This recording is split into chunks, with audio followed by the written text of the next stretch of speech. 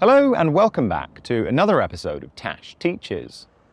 I'm Tash, and in today's video musings on creativity, we're going to be talking about another common pitfall for artists: the illusion that buying more will make you better. How often have you thought, if I could just get my hands on that brand new synthesizer? If only I had a better camera? Or once I get the latest software update, then my work will instantly improve? It sure is tempting, isn't it? We're all susceptible to that seemingly persuasive promise of perfection that can come with owning the newest and finest of tools. In our quest for a higher creative output, and given today's rampant consumerism, these thoughts can easily creep in, whispering that this new possession might just be the magic pill we need to elevate our work to perfection. But let us not kid ourselves, for it's high time we debunked this myth before we get too caught in its clutches. The allure of new and better can often distract us from the truth, which is that creativity is not about what you have, but about what you do with what you've got. The beauty of art comes from the artist's ability to wring emotion and imagination from the simplest of tools. Often, the desire to buy more is just an illusion, a distraction, an avoidance strategy, if you will. It makes us think that acquiring more will miraculously improve our output. But remember that more tools don't inherently mean more creativity, and at times they could just serve as a mere detour, pulling us away from our core aim, which was of course creation.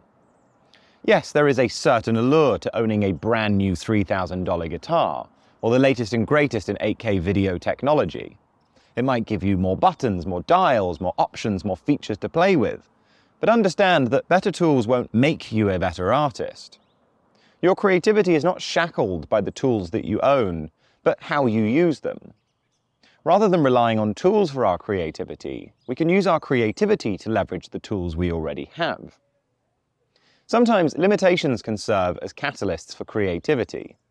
When you have fewer tools to work with, you often find ways to squeeze out every last bit of potential from them, discovering new aspects, pushing their boundaries, and thereby yours in the process.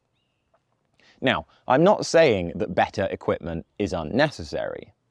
Of course, in some cases, they can make your work better, faster, and more efficient.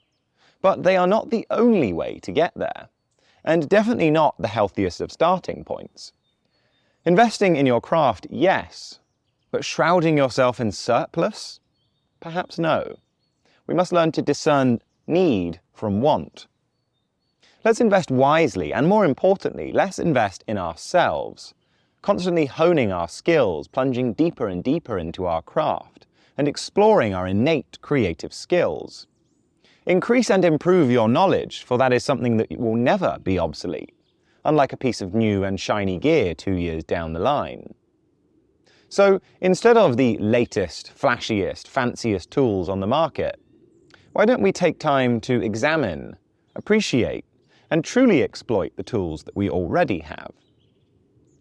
As the great photographer Ansel Adams so rightly put it, the single most important component of a camera is the 12 inches behind it. Substitute camera with any creative tool, and the essence of the message basically still rings as true. In the end, you are the artist. You hold the power. It's not about what you have. It's about what you do with it. In the theater of creativity, the spotlight is on you and not your tools. Let's step away from this deceptive dazzle of consumerism and step into the rather more rewarding radiance of pure and unabashed creativity. So plug in, power on, and let's create with what we have.